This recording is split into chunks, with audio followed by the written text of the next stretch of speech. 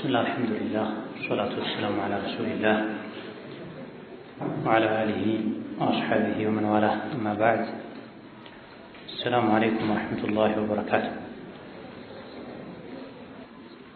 ባለፈው ትምህርታችን የትልቁን ሽርክ ምንነትና አንዳንድ የትልቁ ሽርክ ምልክት አይነት የሚባሉ ነጥቦችን አይተናል። ከዛ ቀጥለው ጸሐፊው አንዋዑ ሽርክ አልአክበር የትልቁ ሽርክ አይነቶች ብለው ዋና ዋና የሚባሉ የትልልቅ ዱንያን አኺራን የሚያበላሹ የሽርክ አይነቶችን ገልጸዋል። السؤال 20 هايኛው ጥያቄ هل نستغيث بالأموات ሙታንን በጭንቅ በመከራ ሰዓት እንዲደርሱልን መጥራት ይቻላልን? أو الغائبين ሙታን እንኳ ባይሆኑ በህይወት ያሉ ነገር ግን ጋኢብ ሩቅ የሆኑትን አጠገባችን የሌሉ የሰው ልጆችን በመከራ ጊዜ እርዳታ መጠየቅ ይቻላል እንዴ? الجواب ምላሹ لا نستغيث بهم ሙታንን ወይም ሩቅ ያሉ በህይወት ያሉትንም ቢሆን እስቲጋዛ በችግር ጊዜ ድረሱልኝ ተብሎ አይጠራም። ምክንያቱም በጭንቅና በመከራ ጊዜ ድረስልኝ ከጭንቅ አውጣኝ የሚባለው አላህ ብቻ ስለሆነ ከአላህ ውጪ የሰው ልጆችን ሊረዳ የሚችል ማንም የለም። አጠገባችን ያሉ የሰው ልጆች ሊረዱ ይችላሉ። ሩቅ ከሆኑ ግን ፈጥነው መተው በአካል መርዳት የሚችሉ ካልሆነ በስተቀር ልዩ አቅም አለው፣ ከራማ አለው፣ ሞቶም ሩቅ ሆኖም ይረዳል የሚባል ማንም የለም። ቃለ ተዓላ ጌታ አላህ አለ ወለዚነ የድዑነ እነዚያ ካፍሮች የሚገዟቸው የሚጠሯቸው ሚን ዱኒላህ ከአላህ ውጪ ላ የኽሉቁነ ሸይአን አንዳችን ነገር መፍጠር አይችሉም፣ አቅም የላቸውም። ወሁም ዩኽለቁን እነሱ ራሳቸው የሚፈጠሩ ናቸው፣ አላህ የሚፈጥራቸው ናቸው፣ ፍጡራን ናቸው እንጂ መፍጠር የሚችሉ አይደሉም። አምዋቱን ሙታን ናቸው፣ ሞተዋል። ገይሩ አሕያኢን ሕይወት የሌላቸው ናቸው። ወማ የሽዑሩነ አያውቁም አያነ ዩብዓቱን አላህ መቼ እንደሚቀሰቅሳቸው አያውቁም፣ ደካማ ናቸው። ስለዚህ መፍጠር የማይችል ራሱ የሞተ መቼ አላህ እንደሚቀሰቅሰው ማያውቅን ነው ሙሽሪኮች የሚገዙት የሚያመልኩት። በሌላኛው አንቀጽም ኢዝ ተስተጊሱነ ረበኩም በበድር ዘመቻ ቀን ላይ ጌታችሁን እርዳታ በጠየቃችሁ ጊዜ ፈስተጃበ ለኩም ወዲያው እሺ ብሎ አላህ ረዳችሁ፣ ከሰማይ መላኢካን አወረደላቸው። ወቃለ ሰለላሁ ዐለይሂ ወሰለም ነቢዩም በሐዲታቸው ብለዋል አላህን ሲማጸኑ ያ ሐዩ አንተ ሕያው የሆንክ ጌታ ሆይ፣ ያ ቀዩሙ ራስህን ችለህ ምትኖር ሌሎችንም ፍጥረታትን ምታኖር ቋሚ የሆንክ ጌታ ሆይ برحمتك أستغيث በእዝነትህ ከጭንቅ መውጣበትን ድል እርዳታ ጠይቀሃለሁ ይለው ነበር። እስቲጋታ የሚደረገው በመከራ በችግር ጊዜ እርዳታ የሚጠየቀው አላህ በረሕመቱ እንዲደርስልን በእገዛው ከችግር እንዲያወጣን ነው የሚጠየቀው። ሐሰኑን ረዋሁ ትርሚዚዩ ሐዲሱ ሐሰን ነው፣ ሰሒሕ ነው። ኢማሙ ትርሚዚ ረሒመሁላህ ተዓላ የዘገቡት ነው። ከነዚህ የቁርአን ሐዲስ ደሊሎች እንደምንረዳው ከአላህ ውጪ ያለን አካል በህይወት ከሌለ አጠገባችን ከሌለ መለመን መጠየቅ አይቻልም ማለት ነው። እስቲጋታ ብሎ ማለት ገውት ከሚለው የተወሰደ ነው። በችግር ጊዜ ፈጥኖ መድረስ ማለት ነው። እስቲጋታ ማለት ደግሞ በችግር ጊዜ ፈጥኖ እንዲደርስልን መጠየቅ ማለት ነው። በችግር በመከራ ጊዜ ፈጥኖ እንዲደርስልን እርዳታ እንዲያደርግልን መጠየቅ ማለት ነው። ታዲያ ለአምዋት ሞተው የተቀበሩ ማንም ይሁኑ ማን ነቢዮችም፣ ሷሊሖችም፣ ወልዮችም፣ ወላጆችም፣ አያቶችም በዱንያ ላይ ያሉ ጀግኖችም ቢሆኑ ፈሪዎች፣ ተራምሰው ቢሆኑ አንድ ሰው ከሞተ በኋላ እሱን እርዳታ መጠየቅ አይቻልም። አዊል ጋኢቢና ባይሞተ መጠገባችን ከሌለ እሱ ይረዳኛል ልዩ አቅም አለው ተብሎ ሩቅ ያለን አካል ድረስልኝ አይባል። ስልክ ደውሎና ቤት ችግር ደርሷል ፈጥነህ ድረስ ችግር የለም። ነገር ግን ስልክ ሳይደወል መጥቶ ይደርሳል ተብሎ እርግጠኛ ሳይሆን የሚደርስበት መንገድ ሳይኖር ባለፈው ሳምንት እንዳብራራ ነው እናቴ ድረሺ አባቴ ድረስ አይባልም። በጭንቅ በመከራ ጊዜ የሚደርስ ከሆነ አቅም ካለው ጋይብ ካልሆነ ሩቅ ካልሆነ ጋይብ ተቃራኒው ሓድር ማለት አጠገብ ያለ ማለት ነው። ጋይብ ደግሞ ሩቅ ማለት ነው። እዘን የሰው ልጅ ሩቅ ከሆነ ልዩ አቅም አለው መድረስ የሚችልበት ድረስልኝ እላለሁ አይባልም። ከሞተ ደግሞ በምንም መልኩ መጥራት አይቻልም። ባለፈው ደርስ መጨረሻ አካባቢ ላይ እንዳነሳ ነው ሷሊሖችና ወልዮች በህይወት ያሉ ሰዎች ዱዓ ያደርጉላቸዋል፣ አላህን ይለምኑላቸዋል እንጂ እነሱ አይለመኑም። ላ ነስተጊሱ ቢሂም ሙታንን ሩቅ ያሉ የሰው ልጆችን እርዱኝ ብለን አንጠይቅም። ምክንያቱም አላህ ወለዚነ የድዑነ ሚን ዱኒላሂ ላ የኽሉቁነ ሸይአን ወሁም ዩኽለቁን ብሎ ሙሽሪኮች ካፍሮች የሚለምኗቸው የሚገዟቸው ምንም መፍጠር አይችሉም። እነሱ ራሳቸው የሚፈጠሩ ናቸው። ፍጡር እንዴት ይለመናል? የፈጠረውን አላህን ለምን እንጂ። አምዋቱን ገይሩ አሕያ ሙታን ናቸው በህይወትም የሉም። ወማ የሽዑሩነ አያነ ዩብዐቱን መቼ እንደሚቀሰቀሱ እንኳ ያውቁ ራሳቸው ከሞቱበት መቼ እንደሚቀሰቀሱ መቼ እንደሚነሱ የማያውቁ ከመሆናቸው ጋር እንዴት ነው የሰው ልጅ ሐጃዬን አውጡልኝ ከጭንቅ ገላግሉኝ ብሎ የሚጣራቸው? የማይሆን ነው። ኢዝ ተስተጊሱነ ረበኩም ፈስተጃበ ለኩም አላህን የበድር ዘመቻ ቀን ላይ ነቢ ሙሐመድ ተማጽነውታል። እነዚህ ባሮችህን እርዳ፣ ድል ስጠን፣ የገባህልንን ቃል ሙላለን ብለው አላህን ለምነዋል። ይሄ ኢስቲጋሳ ይባል።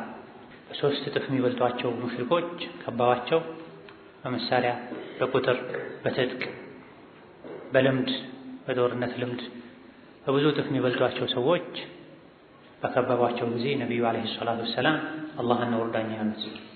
ከእሳቸው በፊት ያለፉ ነቢያትን ወልዮችን ሷሊሖችን እንዋላሉ ቢቻል ይሄን ያደርጉት ነበር። ነቢ ዓለይሂ ሰላቱ ወሰላም ማንኛውም ምድር ላይ ያለ ሊረዳ አይችልም ያለ አላህ በህይወት ያሉ አጠገባችን ያሉን ቢሆኑ መርዳት የሚችሉት አላህ ሲፈቅድ ነው።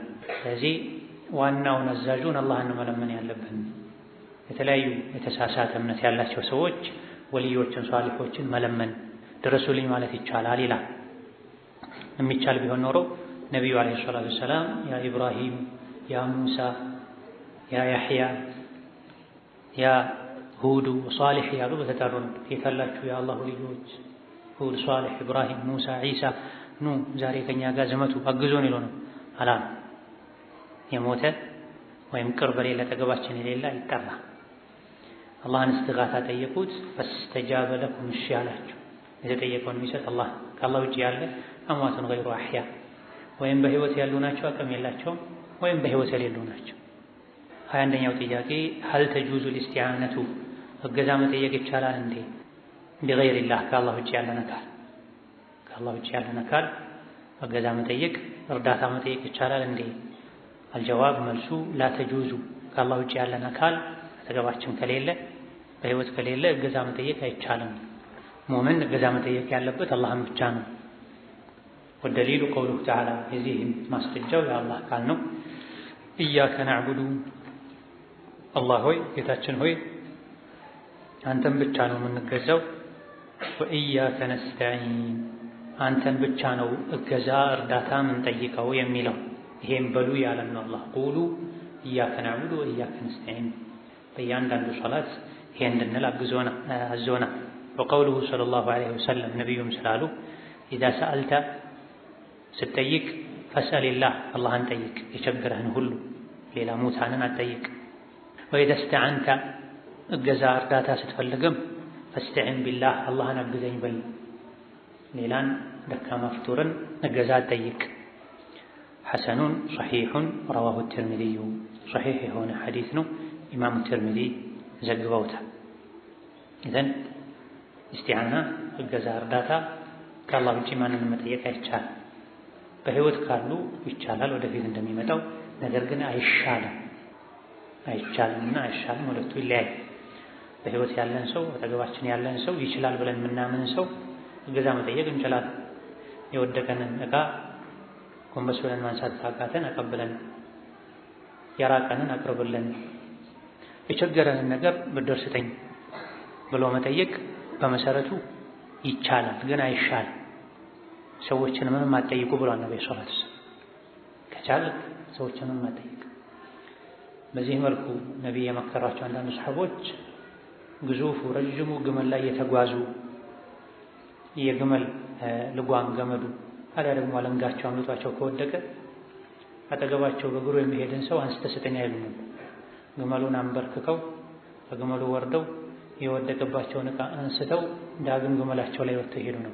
ከሰው ምንም አትጠይቅ ብለው ያ ነብዩ ይሄን ለማድረግ ቃል ገብቻለሁ ይሉ ነው። ስለዚህ በትንሽ በትልቁ ሰውን መጠየቅ፣ ማስቸገር፣ እርዱኝ ማለት፣ መለመን አይገባም።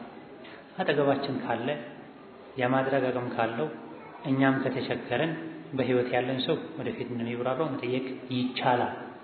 በህይወት የሌለን የሞተን እንደመጠየቅ አይደል። የሞተን መጠየቅ ሽርክ ነው። ሩቅ ያለን አጠገባችን የሌለን መጠየቅም ሽርክ ነው። ልዩ አቅም አለው ብሎ ማመን ስለሆነ አላህ ነው ሩቅ ከመሆኑ ጋር ይረዳል። አላህን ትቶ ሙታን ደካማ ፍጡራንን ሞት የተቀበሩ መጠየቅ ሽርክ ነው፣ አይቻልም። ላ ተጁዝ የተባለው ይሄን ኢያከ ነዕቡዱ ወኢያከ ነስተዒን ብሎ ሶላት ሰግዶ ወጥቶ ሙታንን አግዙኝ የሚል ወልዮችን እርዱኝ የሚል አያውቅም። ከዛልክ የተለያዩ በዘመኑ ያሉ የእስቲዓና አይነቶች የሽርክ አይነቶች አሉ። እጃቸው ላይ ለየት ያለ አምባር የሚያደርጉሃል ኃይል ሰጭ ነው ብሎ ሲዋሩ ጣቃ ይሉታል። አሁን ላይ ዘመናዊ አድርገው መዳብ ብር አስመስለው ሰርተው የኃይል አምባር ይሉታል። ይሄን የተማረው የ21ኛ የ22ኛው ክፍለ ዘመን ወጣት ሁሉ ያደርገዋል። አምባር በማድረጉ ኃይልም ያገኝ መስለው እገዛ የሚገኘው አቅም የሚገኘው በድክር ነው፣ በዱዓ ነው።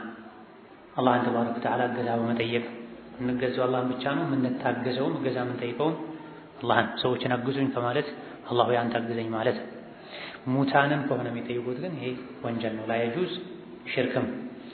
ነብዩ ሰለላሁ ዐለይሂ ወሰለም አብዱላህ ብን አባስን ታዳጊውን ሲመክሩ ምን አሉ? ኢዛ ሰአልተ ፈሰሊላህ፣ መለመን መጠየቅ ስትፈልግ አላህን ብቻ ጠይቅ። መለመን መጠየቅ ስትፈልግ አላህን ብቻ ጠይቅ። እገዛ እርዳታም ሲያስፈልግህ አላህን ብቻ እርዳኝ በል፣ ሰውን እርዳኝ አትበል። ሙታንን ከሆነ የሚጠይቁት ሙታንን ከሆነ እርዳኝ የሚሉት ይሄ ሽርክ ነው፣ ኩፍር ነው። በህይወት ያሉትን ከሆነ አይመከርም። ከተገደዱ ከተቸገሩ ግን ችግር የለውም። በህይወት ያሉ አጠገብ ያሉትን ኢዛ ሰአልተ ፈሰሊላህ ወኢዛ እስተዐንተ ፈስተዒን ቢላህ፣ አላህን ብቻ አግዘኝ በል። ሌላን ሙታንን ወልዮችን ያግዛሉ ብለህ አትመን አትጠይቅ ማለት ነው። እንደዚህ ነው የአህለ ሱና ወልጀማዓ ዐቂዳ። ይቻላል ከዚህ አንፃር፣ አይቻልም ከዚህ አንፃር። ቃለ አላህ ቃለ ረሱሉላህ ፍልስፍና የለም። ቁርአን ሐዲስን ትቶ ሼህ ገሌ እንዲህ ብለዋል ማለት የለም። ይቻላል አላህ እንዲህ ስላለ፣ አይቻልም አላህ እንዲህ ስላለ። ሀል ነስተዒኑ ቢልአሕያ፣ በህይወት ያሉትን እገዛ መጠየቅ ይቻላል ወይ? ነዓም አዎ ይቻላል። እንደ ሐላል ሐራም ፊማ የቅዲሩን ዐለይሂ፣ በሚችሉት ነገር በህይወት ያሉትን እገዛ መጠየቅ ይቻላል፣ ግን አቅማቸው በሚፈቅደው። በህይወት ያለን አካል ልጅ ስጠኝ ብሎ መጠየቅ አይቻልም። የሰው ልጅ ማይችለውን ነገር አድርግልኝ ማለት አይቻልም። በመልካም ነገርና በሚችሉት ነገር ከሆነ ግን ሰዎችን እገዛ መጠየቅ በመሰረቱ ይቻላል፣ ግን አይሻልም ብለናል ቅድም። አላህ ምን አለ? ወተዓወኑ፣ ተጋገዙ፣ ተባበሩ፣ ዐለል ቢሪ፣ መልካም ስራ ላይ፣ ወተቅዋ፣ ወንጀልን መተው ላይ ተባበሩ፣ ተጋገዙ ብሏል አላህ ተባረከ ወተዓላ። ወቃለ ሰለላሁ ዐለይሂ ወሰለም፣ ነቢዩም ብለዋል፣ ወላሁ ጌታ አላህ ፊ ዐውኒል ዐብዲ፣ ባሪያውን ማገዝ ላይ ነው። ባሪያውን ያግዛል የሰው ልጆችን። ማካነል ዐብዱ፣ ባሪያው እስከሆነ ድረስ ፊ ዐውኒ አኺህ፣ ወንድሙን ማገዝ ላይ እስከሆነ ድረስ። ረዋሁ ሙስሊም ዘግበውታል። ግን ከነዚህ ማስረጃዎች አንፃር በመልካም ነገር ሰዎች በሚችሉት ነገር አግዞኝ ብሎ ሰዎችን እርዳታ እገዛ መጠየቅ ምንም ችግር የለው፣ የተፈቀደ ነው። ግን አማራጭ ካላጡና ካልተገደዱ ሰውን አለመጠየቅ የተሻለ ነው። ሰዎች ደካማ ናቸው፣ እየቻሉ አይሰጡም፣ ጭካኔ ያለባቸው። ቢያዝኑም ያልቃል እነሱ ዘንድ ያለው። ማ ዒንደኩም የንፈዱ ወማ ዒንደላሂ ባቅ። ሰው ሲጠየቅ ፊቱን ያዞራል፣ ይቆጣል። አላህ ስላልጠየቅከው ይቆጣል። ስትጠይቀው ደስ ይለዋል። መን ለም የስአሊላህ የግደብ ዐለይህ የሚል ሐዲስ አለ።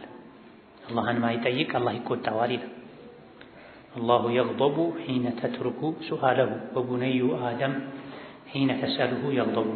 አላህ ስላልጠየቀው ይቆጣል፣ የሰው ልጅ ስትጠይቀው ይቆጣል። የሰው ልጅ ቢሰጥ ያልቅበታል፣ ያልቅብኛል ብሎ ፈርቶ መቆጠብ ይጀምራል። አላህ ደግሞ ምንም አያልቅበትም። ስለዚህ በሩ ማይዘጋ ሲጠይቁት ደስ የሚለው አልጠየከኝም ብሎ የሚቆጣውን አላህን ትቶ ጠየከኝ ብሎ የሚቆጣ ሲሰጥ የሚያልቅበትን የሰው ልጅ መጠየቅ አይመክር። በትንሽ በትልቁ ሰዎችን ማስቸገር አምጡ ማለት አግባብ አደብ አይደለም። ከተገደዱና ከተቸገሩ ግን ሰዎች በሚችሉት ነገር ፊማ የቅዲሩን ዐለይህ ይሄ ቀይድ ነው፣ ሸርጥ ነው። ሰዎች በሚችሉት ነገር አጠገባችን ካሉ ይቻላል። ደፍተር ያለቀበት ሰው አንድ ሁለት ሉክ ገንጥለህ ስጠኝ ቢል ችግር የለም። እስክርቢቶ ያለቀበት ሰው አውሰኝ ቢል ችግር የለም። ልመናን ግን ዓዳ አድርጎ መያዝ አይገባም። ያለ በቂ ምክንያት መለመን ሰው መጠየቅ ሐራም። የራሱ ያለ የራሱን ቆጥቦ ሰብስቦ የሰው መጠየቅ ወንጀል ነው፣ የቂያም ቀንም ያዋርዳል። እንደዚሁ ራስ ማድረግ የሚችሉትን ሰዎችን አድርጉልኝ ማለትም ስንፍናን ያወርሳል። በመልካም ነገር ከሆነና ሰዎች በሚችሉት ነገር ከሆነ እኛ ስላልቻለን ስለዳከመን ከአቅማችን በላይ ስለሆነ ከሆነ ችግር የለውም። ወተዓወኑ ዐለል ቢሪ ወተቅዋ ተብሏል። ቢር መልካም ስራ ማለት፣ ተቅዋ ወንጀል መተው መራቅ መጠንቀቅ ማለት። ስለዚህ ሰዎች መልካም ስራ እንዲሰሩ ጥሩ ነገር እንዲሰሩ አግዟቸው፣ ከወንጀል እንዲርቁ አግዟቸው፣ እርዷቸው ማለት። ሐዲስ ላይም አላህ ባሪያውን ያግዛል ባሪያው የሰው ልጆችን እስካገዘ ድረስ ይላል። እኛ ሰዎችን ባገዘን ቁጥር አላህ ያግዘናል ማለት ነው። እኛ ሰዎችን ባገዘን ቁጥር አላህ እኛን ያግዘናል። ኢብኑ ተይሚያ ረሒመሁላህ ተዓላ ብዙ ጊዜ ሰው ይረዱ ነበር። ሰው ለመርዳት ለማገዝ በጣም ይጥሩ ነው። ለምንድን ነው በዚህ ልክ ሰው ለመርዳት ምትጓጓው ሲሏቸው ይሄን ሐዲስ መልስ ይሰጡ ነበር። እኔ ሰውን በረዳሁ ቁጥር አላህ እኔን ይረዳኛል ይላል። አልጀዛኡ ሚን ጂንሲል ዐመል። ሰው የሚያስቸግር ህይወቱ ላይ ብዙ ችግሮች እንዲደርሱበት አላህ ያደርጋል። ሰውን የሚረዳ ሰውን ከችግር ለማውጣት የሚጥር አላህ ተባረከ ወተዓላ ከችግር ያወጣዋል፣ ይረዳዋል። ስለዚህ በመልካም ነገር መረዳዳት፣ ቅን መሆን፣ ቸር መሆን መልካም። 2-3 እስክርቢቶ አጠገቡ አስቀምጦ የትምህርት መድረክ ላይ ስላለና ብዙ ጊዜ ከተማሪዎች ስለምናይ 2-3 እስክርቢቶ አስቀምጦ ወንድሙ እህቷ እስክርቢቶ አለቀብኝ አልጽፋለኝ እርሳስ ያለቀ እያሉ አልሰጥም የራስህ ጉዳይ የሚሉ ጨካኞች። ይሄ የሙእምን ባህሪ አይደል። ወዩእሲሩነ ዐላ አንፉሲሂም ወለው ካነ ቢሂም ኸሷሳ። እውነተኛ የአላህ ባሮች ከራሳቸው ሌሎችን ያስበልጣሉ እነሱ ችግር እንኳ ቢኖርባቸው ይላል።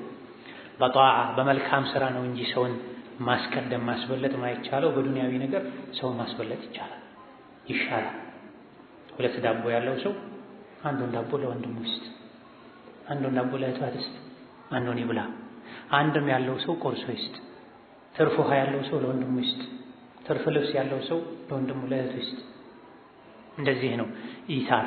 አንተ ትብሳለህ ትብሻለሽ መባባል የአንሳሮች የነቢዩ ሰለላሁ ዐለይሂ ወሰለም ሱሐቦች ባህሪ። በተቃራኒው ደግሞ ንፉግ መሆን፣ ስስታም መሆን፣ ሆዳም መሆን ከራሱ 4-7 ዳቦ ከምሮ ሰው ሲያነሳበት የሰው እጅ የመታ የሚመልስ ይሄ የእንስሳነት ባህሪ ነው። ይሄ መሆን የለበትም። ሀል የጁዙ አነድሩ ሊገይሪላህ ከአላህ ውጪ ላለ አካል ስለት መግባት ይቻላል እንዴ?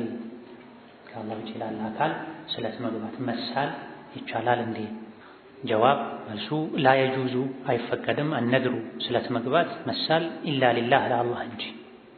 የቀውሊሂ ተዓላ ጌታ አላህ ስላለ ስለ መርየም ሲናገር የዒሳ እናት ረቢ ጌታዬ ሆይ ኢኒ ነዘርቱ ለካ ለአንተ ተስያለሁኝ ማፊ በጥኒ ሆዴ ውስጥ ያለውን ጽንስ ለአንተ ተስየዋለሁ ሙሐረራ ከዱንያ ስራዎች ነፃ አድርጌ። እናት ልጇን የምትጠይቀውን ጥያቄ አልጠይቅም ከሱ የምጠብቀው ስራ አይኖርም፣ ሙሉ በሙሉ ለአንተ ብቻ ዲን እንዲያገለግል ተስያለሁ አለች። ነቢዮች፣ ሷሊሖች፣ ደጋጎች ይሳሉት ለአላህ ብቻ።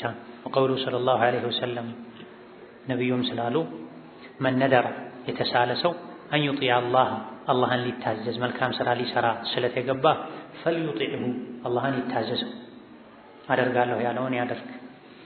ወመን ነደረ የተሳለ ሰው ደግሞ አን ያዕሲየሁ ወንጀል ሊሰራ የተሳለ ሰው ፈላ ያዕሲህ እንዳያምፀዋ ረዋሁ ቡኻሪ ዘግቦታል። ኢዘን በእነዚህ ሁለት ማስረጃዎች መሰረት ስለት የሚገባው ለአላህ ብቻ፣ ሙስሊም የሚሳለው ለአላህ ብቻ ነው። ከካፈሮች ዲናቸው ደካማ ከሆኑ ሰዎች በተቃራኒ ካፈሮች ለገብርኤል ይሳላሉ፣ ለማርያም ይሳላሉ።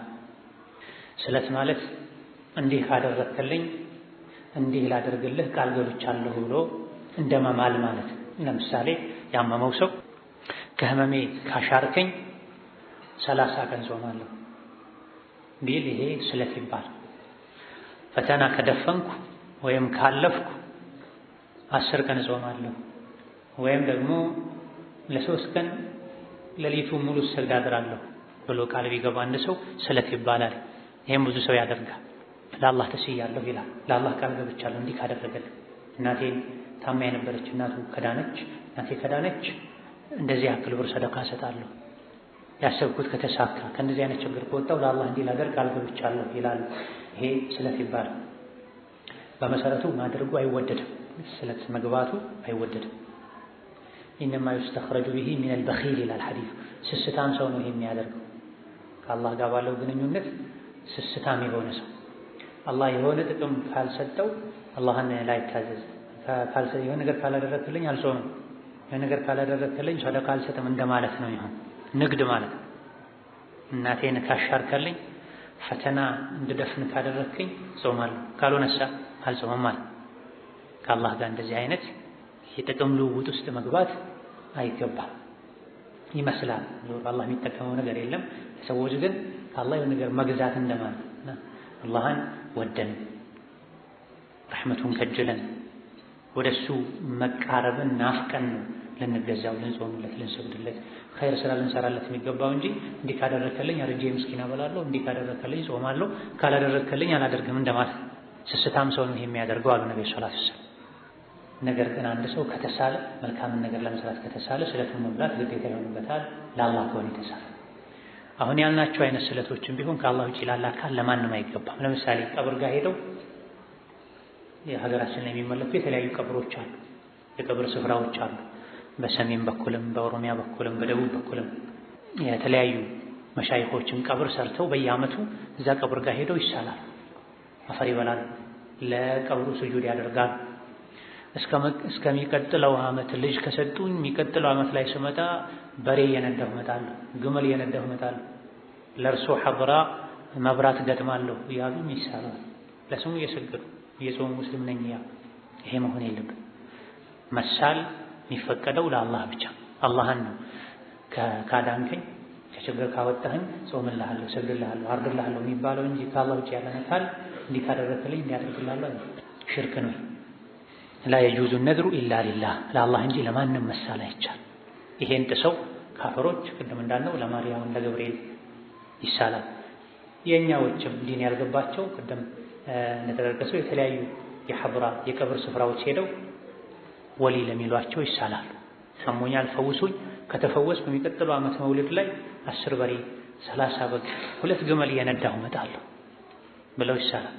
በዚህ መልኩ የተሳሉትን ስለት መሙላትም አይቻል። የሽርክ ስለት መሙላት አይቻል። ለአላህ የተሳሉትን ከሆነ ግን ይቻላል። ለምሳሌ አንዲት ሴት ነፍሰ ጡር ሆና ምጥ አስፈርቷት አላህ በሰላም ከገላገለኝ ጤነኛ ልጅ ከሰጠኝ 2 በግ አርጄ አበላለሁ፣ 1 በሬ አርጄ አበላለሁ ብትል ይሄን ስለት መሙላት ግዴታ ይሆንበታል ለአላህ ከሆነ።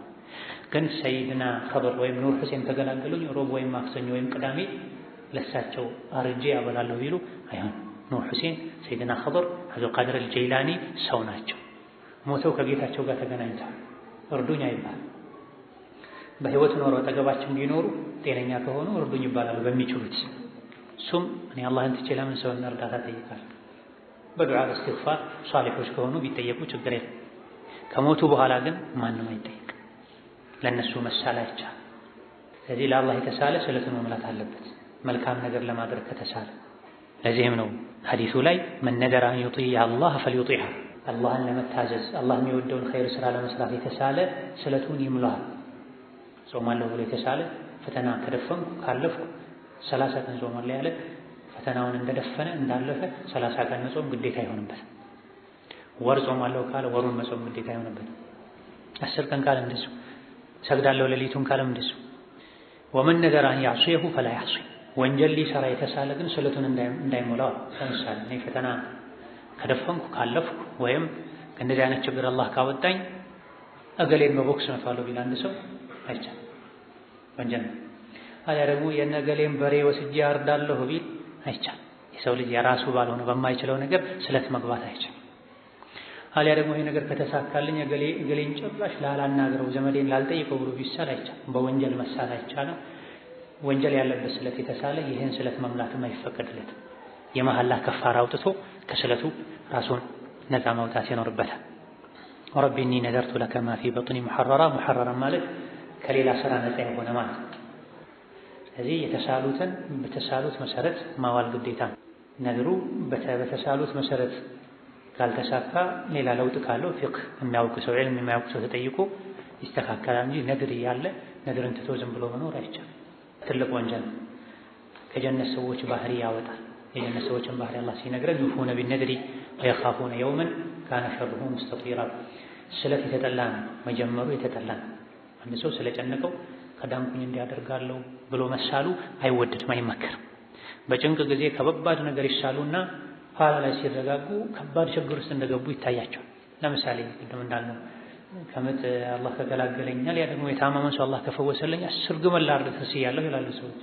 በጊዜው ጭንቀቱ አእምሯቸውን ሸፍኖት ነው። 10 ግመል 1 ሚሊዮን አካባቢ ሊሆን ይችላል። አሊያ ደግሞ ከዚህ ብቻ ጭንቅ አውጣኝ ጌታዬ ሆይ ከእንግዲህ እድሜ ልኬን ሰኞና ሐሙስ ጾማለሁ ይላል። ብዙ ይሄን አድርገው በየጊዜው የሚጠይቁ ሰዎች እንዲህ አይነት ችግር ገጥሞኝ ከእንግዲህ ሰኞና ሐሙስ መቼም ላልበላ ብዬ ተስዬ ነበረ፣ በየሳምንቱ መጾም ከበደኝ፣ አሁን እየበላሁ ነው፣ ምን ይሻላል? ሳልተኛ አድራለሁ ላይ እሰግዳለሁ ያሉማ። የሰው ልጅ ማይቻለውን ማይችለውን ከአቅሙ በላይ የሆነውን መሳል የለበትም። ስለዚህ ሲጀምር የስለትን በር መዝጋት ያስፈልጋል። መክሩህ ነው፣ አንዳንዶች ሐራምም ነው ብለዋል ኢብኑ ተይሚያ ሌሎችም። ስለት በመሰረቱ መጀመሩ የተጠላ ነው። ግን አንድ ሰው ከተሳለ ከጀመረው ስለቱ ለአላህ ከሆነ ስለቱን መምላት አለበት።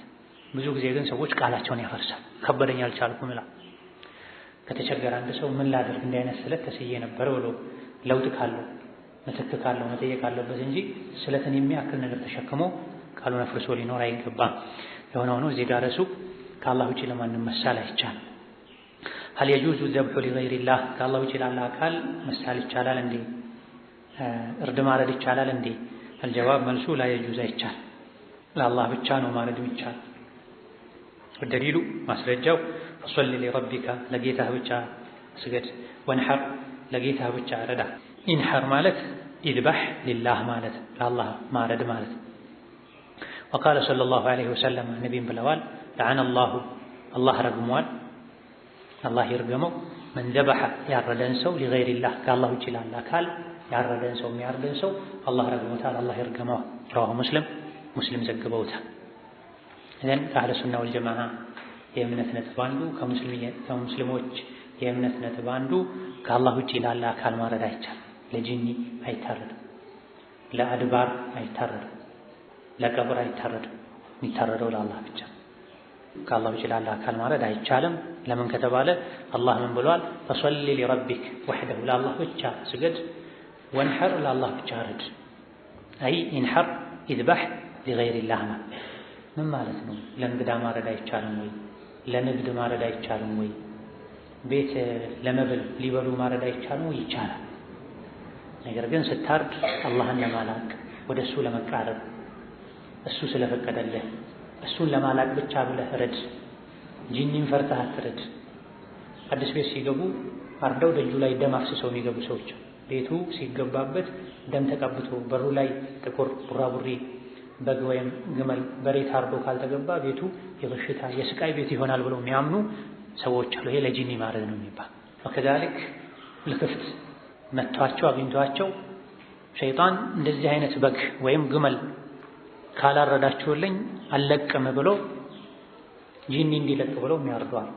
አርደው በደም የሚያጥቡ ሰዎች፣ በቆሻሻው በነጃሳው ደም የታመመውን ሰው የሚያጥቡ ሰዎች አሉ። ይሄ የሸይጣን ስራ።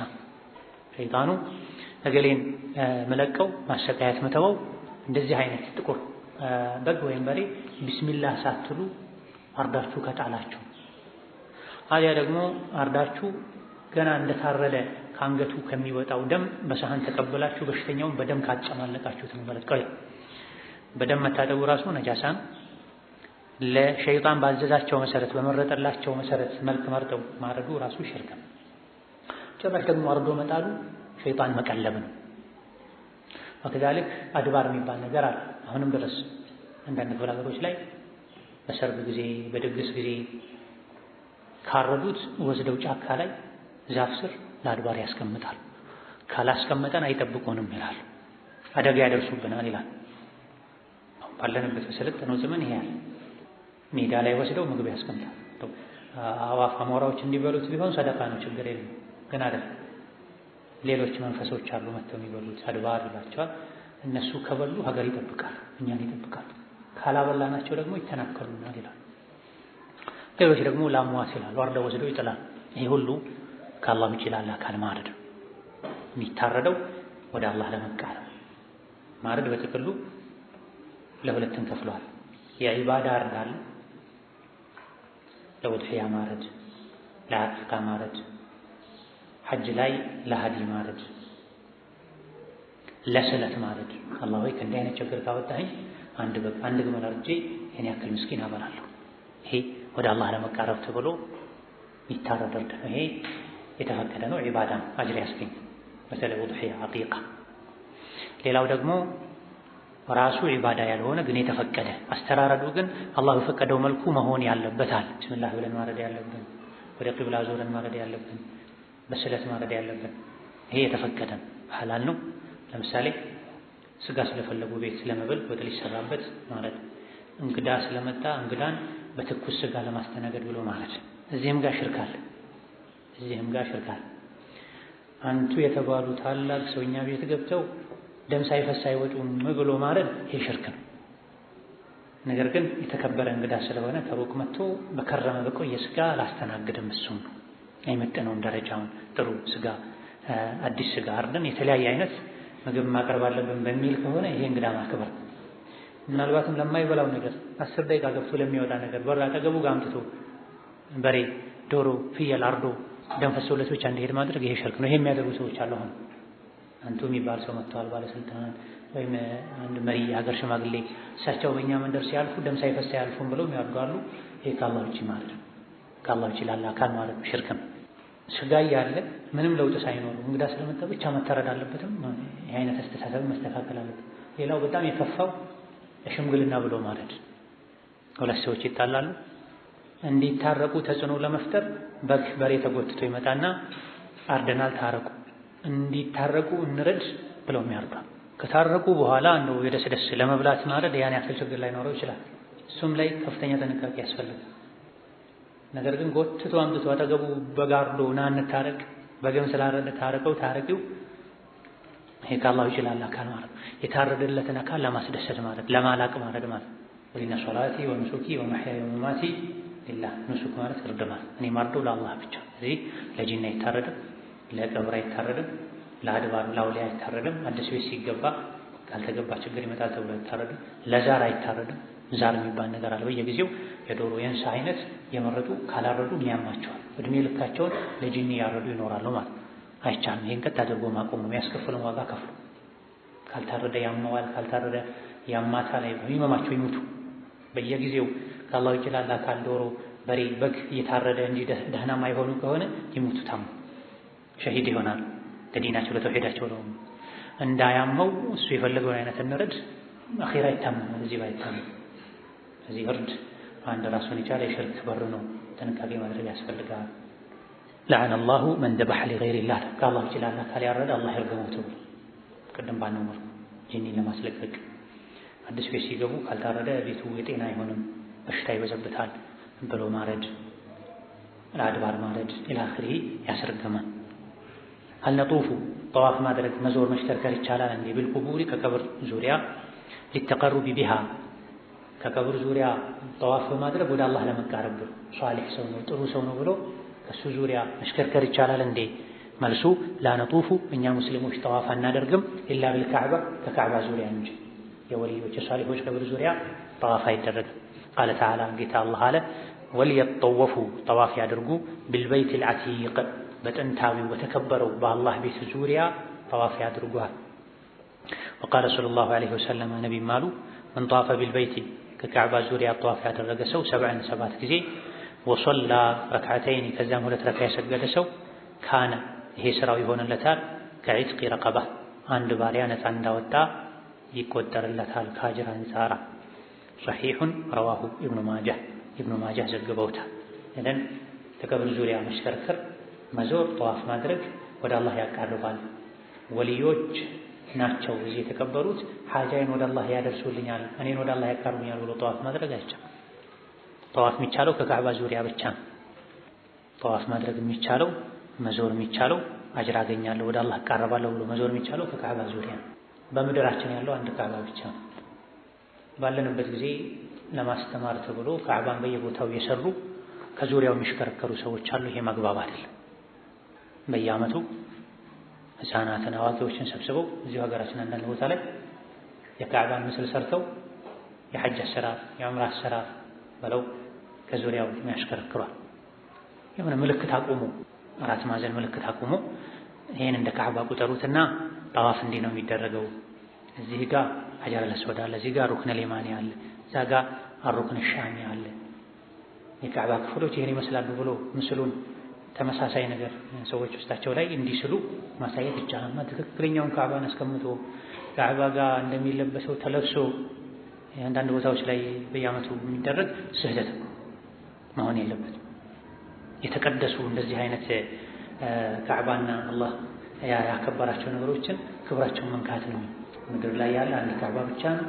2-3 ካዕባ ያለ እንዲመስል የሚያደርግን ስራ በሙሉ ከመስራት መታቀብ ግዴታ ነው። የካዕባን ሑርማ መጠበቅ ያስፈልጋል። ጠዋፍ የሚቻለው ከካዕባ ዙሪያ ብቻ ነው። ለመማር ግን ለማስተማር ይሄኛውን የመስጂድ መሰሶ መሰረት እንደ ካዕባ ቁጠሩትና ሲተነሱ ጠዋፍ አድርጉ። ጠዋፍ የሚደረገው ካዕባ በግራ በኩል ሆኖ ነው። የሩክነል የማኒ ጋር ሲደረስ ሐጀረል አስወድ ጋር ሲደረስ እጅ ይነሳል፣ ከተገኘ ይሳማል። ይሄን ለማስተማር ዝም ብሎ የሆነ ነገር ምልክት ማድረግ ይቻላል፣ አማ ሙሉ ካዕባ አይቻልም። ወሊየጠወፉ ቢልበይት አልዓቲቅ የተሽከረከሩ ከዙሪያው ጠዋፍ እያደረጉ አጅር የሚገኘው ካዕባ ላይ ብቻ። ወደ አላህ መቃረብ የሚቻለው ካዕባ ጋር። አማ ከቀብር ዙሪያ ጠዋፍ ማድረግ የተቀበረውን አካል ማምለክ ነው የሚሆነው።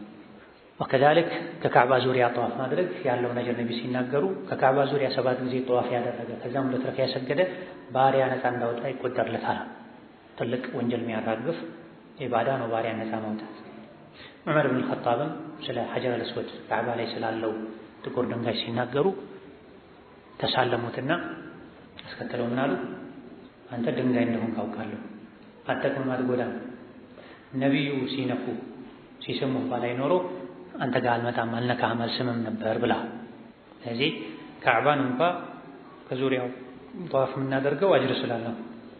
ሙስሊሞች በአንድ በኩል የጣዖት አምልኮን ያወግዛሉ፣ ማርያም ገብርኤል ሲባል ቤተ ክርስቲያን ስንሳለም ያወግዛሉ፣ ያጣጥላሉ። ራሳቸው ግን ለካዕባ ይሰግዳሉ ይላል። እኛ ለካዕባ እንሰግድ፣ ወደ ካዕባ እንሰግዳለን፣ አላህ ወደዛ ዞራችሁ ስገዱ ስላለ ከካዕባ ዙሪያ ጠዋፍ እናደርጋለን። ካዕባን ለማምለክ አይደለም። ከካዕባ ዙሪያ ጠዋፍ በማድረግ በእርምጃ ልክ ወንጀል ስለሚራገፍ አጅር ስለሚገኝ ካዕባ ላይ ያለው ሐጀረል አስወድም ድንጋይ ነው፣ አይጠቅምም ራሱ።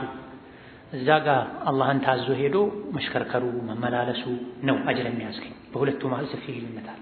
እነሱ ድንጋዩን ራሱን ነው የሚስሙት፣ ድንጋዩን ነው የሚሳለሙት። ከየትም የመጣ ማንም ሰራተኛ ጠርቦ የሰራው ድንጋይ ነው። ካዕባ ግን መላኢኮች የሰሩት ነቢዮች ያደሱት። ሐጀረል አስወድ ደግሞ ከሰማይ ከጀነት የመጣ። ስለዚህ ሰፊ ልዩነት ነው ያለው እነሱ በሚሉትና እኛ ጋር ባለው። ሆኖም ግን ካዕባ ግንብ ነው፣ ሐጀረል አስወድ ድንጋይ ነው። ራሱ ይጠቅማል ይጎዳል ብለን አናምንም። ከዛ ዙሪያ በሚደረገው እንቅስቃሴ ነው አጅር ይገኛል ብለን ምናምን። በሶላት እንቅስቃሴ እንደሚገኝ በሶላት እንቅስቃሴ አጅር እንደሚገኝ። ማ ሁክሙ ሲሕሪ የሲሕር ብይኑ ምንድን ነው? ሲሕር ማለት ድግምት ማለት። አሲሕሩ ሲሕር ድግምት ሚነል ኩፍሪ ከኩፍር ይቆጠራል። ድግምትን መማር ኩፍርን፣ ድግምት መስራት ኩፍርን። ቃለ ተዓላ ጌታ አላህ አለ ወላኪነ ሸያጢነ ይልቅ ሸይጣኖች ከፈሩ ክደዋል፣ እነሱ ናቸው የካዱት። በምን ዩዓሊሙነ ናሰ ሲሕራ ሰውን ድግምት ያስተምራሉ። ሰውን ድግምት በማስተማራቸው ምክንያት ሸይጣኖች ከፍረዋል። አላዋቂዎች እንዳሉ ሱለይማን አልከፈሩማ። ወቃለ ሰለላሁ ዐለይሂ ወሰለም ነቢይም አሉ ኢጅተኒቡ ራቁ ተጠንቀቁ አሰብዐል ሙቢቃት ሰባት ከባባድ አጥፊ ወንጀሎችን ራቁ ተጠንቀቁ። አንደኛው አሽርኩ ቢላህ በአላህ የማጋራትን ወንጀል ራቁ። ወሲሕሪ ሲሕርንም ራቁ። ሰባት አጥፊ ከባባድ ወንጀሎችን ከባኢረ ዝኑብ የሚባሉትን ሲዘረዝሩ ከዚህ አንዱ ልንርቀው የሚገባ ዱንያ አኼራ የሚያበላሽ ስራ ሲሕር ነው አሉ። ረዋሁ ሙስሊም ዘግበውታል። ኢዘን ሙስሊም ሊርቀው ሊጠነቀቀው ከሚገባ ነጥብ አንዱ የሲሕር ጉዳይ። ሲሕር ማለት ድግምት ማለት ነው። አንዳንድ ነገሮችን በመቋጠር አንዳንድ ነገሮችን በመቀባጠር እትፍ በማለት የሚሰራ ሸይጣናዊ ስራ ነው ሲሕር ማለት ይሄ። አንዳንድ ነገሮችን በመቋጠር በመቀባጠር እትፍ በማለት የሚሰራ ሸይጣናዊ ስራ አካል ላይ፣ አእምሮ ላይ፣ መንፈስ ላይ፣ ህይወት ላይ ጉዳት ሊያደርስ ይችላል። ሊገድል ይችላል። ባልና ሚስትን ሊያለያ ይችላል። ወዳጅና ወዳጅን ሊያጣላ ይችላል። ሰውም እንስሳም ሌሎችም ነገሮች ላይ ጉዳት ሊያደርስ ይችላል። ሲሕር እውነት ነው፣ አልተጨበጠም፣ አልታየም፣ በመሳሪያ ተመርምሮ አልተገኘም። ሲሕር የሚባል ነገር የለም አላምንም አይባልም። ሲሕር አለ፣ እውነት ነው። ከሲሕር ውስጥ የሚገድል አለ፣ ባልና ሚስትን ያለያያል። ወየተዓለሙነ ሚንሁማ ማ ዩፈሪቁነ ቢሂ በይነል መርኢ ወዘውጂሂ ይላል። ግን ወማ ሁም ቢዳሪነ ቢሂ ሚን አሐድን ኢላ ቢኢዝኒላህ። ሲሕር በራሱ ጊዜ አይደለም ጉዳት የሚያደርሰው አላህ ከፈቀደለት። ለፈተና አላህ ፈቅዶ ከሆነ ከተሳካ፣ ከተገናኘ፣ ከተገጣጠመ በድግምት ምክንያት የሚሞት ሰው ይኖራል። ሽባ አካል ጉዳተኛ የሚሆን ሰው ይኖራል። የሚፋቱ የሚለያዩ ሰዎች ይኖራል። የተጣሉት የውሸት የሚዋደዱ ይኖራል። መስተፋቅር የሚባል ነገር አለ። ሁለት የሚጣሉ ሰዎች እንዲዋደዱ የሚሰራ ሲሕር አለ። ሁለት የሚዋደዱ እንዲጣሉ ማይፈላለጉ እንዲዋደዱ የሚያደርግ ሲሕር አለ። በድግምት ማይሰራ ጉዳይ ነው። ሸይጣን ማይሰራው ስራ የለም። ሲሕር የማን ስራ ነው? የሸይጣን። እዚህ ነው የሚቋጠር የሚቀባጠር ትፍትፍ የሚባል የሸይጣን ስራ ነው። ያን የሲሕር ታሪፉ ይሄ ከኩፍር ይቆጠራል። ወላኪን ሸያጢን ከፈሩ ይልቅ ሸይጣኖች ካዱ። በምን ዩዓሊሙነ ናሰ ሲሕር ሰውን ሲሕር በማስተማራቸው ምክንያት። ስለዚህ ሲሕርን መማርም ማስተማርም ኩፍርን ከእስላም ያስወጣል። ነቢ ዓለይሂ ሰላቱ ወሰላም ሰባት አጥፊ ወንጀሎችን ራቁ ብለው ከዚህ አንዱ ሲሕርን ጠቅሰዋልና ሲሕር ዱንያ አኺራን ያበላሻል። ወለቀድ ዓሊሙ ለመን ኢሽተራሁ ማ ለሁ ፊል አኺረቲ ሚን ኸላቅ ይላል ቁርአን። ሲሕርን ለተጠቀመ ሰው አኺራ ላይ ድርሻ የለውም። ጠንቋይ ጋር ሄዶ ጠይቆ መጥቶ አምኖ የተቀበለ ነቢ ላይ በወረደው ሸሪዓ ክዷል። ባያምኑ እንኳ ዝም ብሎ ሄዶ የጠየቀ የ40 ቀን ሶላቱ አጅር አያገኝም፣ ተቀባይነት አያገኝም፣ ጥቅም አይኖርም። ባለንበት ዘመንም ዘመናዊ የሲሕር አይነቶች አሉ። በዚህ ዘመን ሲሕር ቤት የሚሄዱ ሰዎች አሉ። ሲሕር ቤት ሄደው ይመጣሉ። ተመልሰው ግን አላህ ፊት ቆመው ኢያከ ነዕቡዱ ወኢያከ ነስተዒን፣ ስራ ተበላሸብኝ፣ ብዙ ቦታ ታክሜ በሽታ አለቃለኝ፣ አዋቂ ጋር ልሄድ ይላል። ምን አዋቂ ነው ይሄ? ሸይጣን ያበላሸው የሸይጣን ባሪያ የሸይጣን አለቅላቂ እንጂ። በምንም ምክንያት ሙስሊም ድግምተኛ ጋር አይሄድም። ድግምትን አይማርም፣ አያስተምርም፣ አይሰራም፣ አያሰራም። አንዳንዴ በምቀኝነት ድግምት የሚሰሩ ሰዎች አሉ። የሰውየት ለማበላሸት ከሰዎች ፀጉር ወስደው ወይም ጥፍር ወስደው ወይም የሆነ ነገር አድርገው ድግምት የሚያሰራ። ከድግምት ለመከላከል ምንድን ነው የሚያስፈልገው? አንድ ሰው ከድግምት ከሲሕር ለመጠበቅ ለመዳን ምን ማድረግ አለበት? ዚክር ማብዛት። አሕሰን። ከሲሕር መጠበቂያ መንገድ ዚክር፣ አላህን መፍራት፣ ጠዋት ማታ ዚክር የሚል 5 ወቅት ሰላቱን በአግባቡ የሚሰግድ ከወንጀል የሚርቅ በአላህ ትክክለኛ ኢማን የሚያምን ተወኩል ያለው ሲሕር ቢሰራበት ነው ይጎዳው። ቢጎዳው እንኳን አላህ ስለቀደረው ወማ ሁም ቢዳሪነ ቢሂ ሚን አሐድን ኢላ ቢኢዝኒላህ አላህ ስለቀደረበት የሲሕሩ ውጤት እንኳን እሱ ላይ ቢደርስ ዚክር እንደማያደርግ ሰው አይጎዳው። ትንሽ ጉዳት አሳድሮበት ነው የሚያልፈው። ጭራሽ ዚክር የማይል አላህ የማይፈራ ወንጀል የሚያይ ወንጀል የሚናገር የሆነ ሰው ትንሹ ሲሕር ያሽመደምደዋል፣ ይጎዳዋል፣ እንዳይቋቋም ያደርገዋል። ባለንበት ጊዜ ሲሕር በስቷል። በየቦታው በሲሕር ተጠቅተው የሚያለቅሱ የሚጮሁ የሚቸገሩ ቤተሰብ የሚያስቸግሩ ሰዎች በስተዋል፣ በተለይ በሴቶች በኩል። የዚህ ምስጢሩ ምንድን ነው? ቀደሩ እንዳለ ሆኖ የፈተናው ቀደር እንዳለ ሆኖ የግል ድክመት ስንፍናን በዚክር በተውሂድ አለመጠንከር። አንሰድቁ አልዓራፈ ወልካሂነ ፊ ዒልም ልገይብ። አዕራፍን የሩቅ አውቃለሁ የሚልን ካህን ጠንቋይን አምነን እንቀበላለን እንዴ? ሙሰድቅ ፊ ዒልም ልገይብ የሩቅን አውቃለሁ ሲሉ አራፍና ካህን ተመሳሳይ ናቸው። هل نصدق አምነን እንቀበላለን እውነተኛ ናቸው ብለን እናምናለን እንዴ ይቻላል እንዴ? العراف والكاهن عرافና ካህን ሲናገሩ في علم الغيب የሩቅን አውቃለሁ ብለው ሲናገሩ አምኖ መቀበል ይቻላል ወይ? الجواب መልሱ لا نصدق አምኖ መቀበል አይቻልም። لا نصدقهما ሁለቱም የሩቅን አውቃሉ ብለን አምነን አንቀበልም። لقوله تعالى الله ስላለ ቁል ነብያችን ሆይ በል لا يعلم አያውቅም من في السماوات والأرض ሰማይና ምድር ውስጥ ካሉት ሁሉ ማንም አያውቅም الغيب የሩቅ ምስጢርን إلا الله አላህ እንጂ። ጠንቋይ ድግምተኛ አዋቂ የሚባል የሩቅን አውቃለሁ ቢል ያላየውን አውቃለሁ ቢል አናምነውም ከአላህ ውጪ የሩቅ የሚያውቅ የለምና። وقال صلى الله عليه وسلم ነብይም ብለዋል من أتى የመጣ ሰው عرافን የሩቅ አውቃለሁ የሚል ኮከብ ቆጣሪ አው ካሂነን ወይም ደግሞ ጠንቋይን ወደሱ የሄደ ሰው صدقه بما يقول የሚለውን አምኖ የተቀበለ ሰው فقد كفر በእርግጥ ከፍሯል ክዷል بما انزل على محمد ነብይ መሐመድ ላይ በወረደው ሸሪዓ በቁርአን ክዷል። صحيح رواه احمد ኢማም አህመድ ዘግበውታል። ኢዘን ከጥንቆላ ጋር ተያይዞ ያለው ጉዳይ ጠንቋይን ሄዶ መጠየቅ። አራፍና ካህን ትርጉማቸው አንድ ነው ተብሏል። አራፍም ካህንም አንድ አይነት ሰዎች ናቸው ተብሏል። ወይም ደግሞ አራፍ ማለት ኮከብ ቆጣሪ ማለት ነው ተብሏል። ወይም ደግሞ አራፍ ማለት ስላለፉ ነገሮች የሚናገር ሆኖ ስላለፉ ነገሮች ባያይም እሱ ራሱ ቦታው ላይ ባይኖርም ሆኖ ያለፈውን ነገር አንዳንድ ምልክቶችን ከሰዎች በመውሰድ ጫፍጫፉን በመጠየቅ ሸይጣን አግዞት ያለፈን ነገር አውቃለሁ የሚል ማለት አራፍ። ካህን ማለት ደግሞ ያለፈውንም ወደፊት የሚመጣውንም አውቃለሁ የሚል ሸይጣን የመጣ የሚነግረው ማለት። እነሱ ገይብ ያውቃሉ ብሎ ማመን ይቻላል ወይ? አይቻልም። እዚህ ጋር ነው ጉዳዩ። ከአላህ ውጪ ገይብ የሚያውቅ ማንም የለም። ጠንቋይ እኮ ገሌ ነው የሰረቀው አለ፣ ገሌ ነው ሲህር የሰራብህ አለ። ምን ያውቃል እሱ? ሸይጣን ውሸቱን ነግሮት ነው ለማጣላት። ገይብ ማለት የሩቅ ነገር ማለት። አንድ ሰው ቢጠፋበት ጠንቋይ ቤት ሄዶ ማን እንደሰረቀ አውቃለሁ ቢል ጠንቋዩን ጠይቆ አውቄያለሁ ማለት አይቻልም። ሄዶ መጠየቁም ወንጀል ነው፣ የነገረውን አምኖ መቀበሉም ወንጀል ነው። ኢዘን አራፍና ካህን ተመሳሳይ ናቸው፣ ነገር ግን ይለያያሉ ከተባለ አራፍ ማለት ሆኖ ያለፈውን ብቻ የሚያውቅ ወይም ኮከብ ቆጣሪ ማለት። ካህን ማለት ደግሞ ያለፈውንም ወደፊት የሚመጣውንም አውቃለሁ የሚል በምን አማካኝነት? በሸይጣን አማካኝ። ለሸይጣን የሆነ ነገር ያደርግለታል ወይም ያለ ውዱእ ይሰግድለታል ነው የሚሰግድ ከሆነ፣ አሊያ ደግሞ የማትፈቀድለትን ሴት ሐራም እንዲሰራ ዝሙት እንዲሰራ ያዘዋል። መሰል የሆኑ ወንጀሎችን ሸይጣን አድርግለውና እሺ ብሎ ሲያደርግ ሸይጣን የሆነ ወሬ አምጥቶ ያቀብለው። ሸይጣን እስከት ያመጣል። ሸይጣኖች እርስ በርሳቸው እንደዚህ ተነባብረው ወደ ሰማይ ወጥተው ወሬ ሲወራ ለመስረቅ ይሞክራሉ። አንድ እውነት ካገኙ ከሱ ጋር 100 ውሸት 99 ውሸት ይጨምሩበታል። ስለዚህ አራፍም ይሁን ካህን የሸይጣን ባህሪያዎች ናቸው፣ ሸይጣን የሚጫወትባቸው ናቸውና እነሱ የሩቅ ያውቃሉ ብሎ ማመን አይቻልም። ላኑ ሰድቁም አናውቃለን ቢሉ እንኳን አናምናቸው። ለምን ከተባለ ቁል ላ ያዕለሙ መን ፊ ሰማዋቲ ወልአርዲ አልገይበ ኢለላህ፣ ሰማይም ምድር ውስጥ ካለ ፍጥረታት ውስጥ ገይብን የሚያውቅ ማንም የለም። የሚያውቀው ማን ብቻ ነው? አላህ ብቻ። ገይብ ማለት ያላዩት ያ ቦታው ላይ ያልነበሩ ማለት ነው። አላህ የሆነውን ያልሆነውን ወደፊት የሚሆነውን ያውቃል። የሰው ልጅ ግን አጠገቡ ያለውን ብቻ ነው የሚያውቀው። ነቢዩ ዓለይሂ ሰላቱ ወሰላም ወደ አራፍ ወይም ወደ ካህን መጥቶ ጠይቆት ፈሰደቀሁ ቢማ የቁል የሚለውን እውነት ነው ብሎ የተቀበለ ሰው ነቢ ላይ በወረደው ሸሪዓ በቁርአን በኢስላም ክዷል። ሀል ያዕለሙል ገይበ አሐዱን የሩቅ ምስጢርን የሚያውቅ አለ እንዴ? የሩቅ ምስጢርን የሚያውቅ አለ እንዴ? ያላየውን ያልሰማውን ሩቅ የተከሰተውን የሚያውቅ አለ?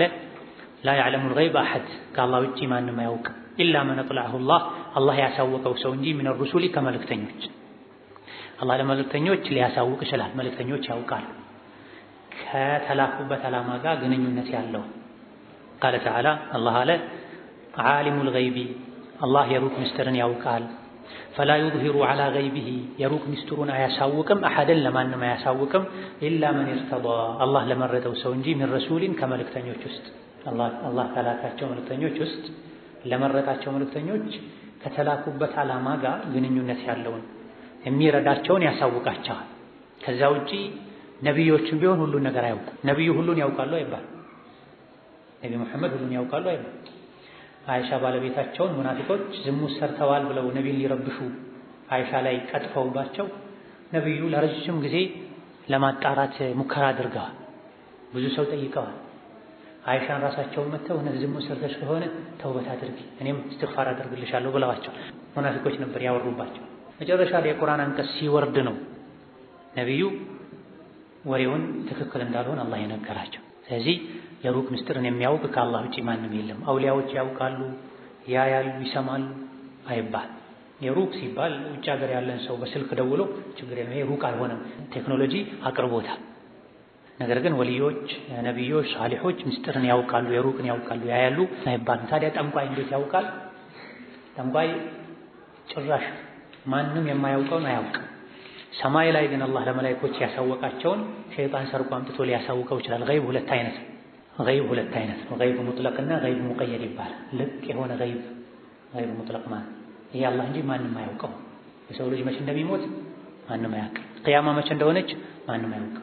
ታዲያ የአየር ትንበያ ተብሎ ዝናብ መቼ እንደሚዘንብ የአየር ሁኔታ እንዴት ነው የሚታወቀው? ይሄ አንጻራዊ የሆነ ገይብ ነው። ምልክቶችን አይተው መሳሪያ ተጠቅመው የንፋስን አቅጣጫ አይተው ሊያውቁ ይችላል።